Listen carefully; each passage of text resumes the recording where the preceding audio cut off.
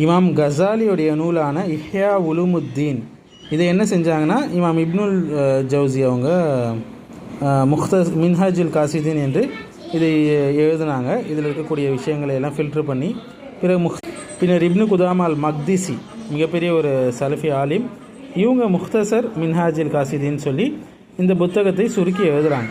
So சலஃப் உலமாக்கள் என்ன செய்வாங்கன்னா, ஒரு புத்தகத்தில் நல்லதும் இருக்குது தீயதும் இருக்குன்னா தீயதை ஃபில்ட்ரு பண்ணி எடுத்துட்டு நல்ல விஷயங்களை மக்கள் மத்தியில் வைப்பார்கள். இதுதான் சலஃபுடைய மன்ஹஜ், ஃபில்டர் பண்ணி எடுக்கக்கூடிய மெத்தடாலஜி. ஸோ கல்வியுடையவர்கள் இப்படி செய்வார்கள், மக்களுக்கு இந்த நல்ல விஷயங்கள் போய் சென்று சேரட்டும். இதுதான் சலஃபுடைய மன்ஹஜாக இருந்தது. ஆனால் இன்று பார்க்கலாம் தாயிகளுடைய நிலையை எப்படி அவங்க அணுகிறாங்க. இது போன்ற விஷயங்களை ஒரு தவறாக இம்மெச்சூர்டாக பெரிய பெரிய உலமாக்கள் எப்படி அணுகினார்கள் என்பதை அவங்களுடைய நிதான போக்கையும் நம்ம பார்க்கலாம்.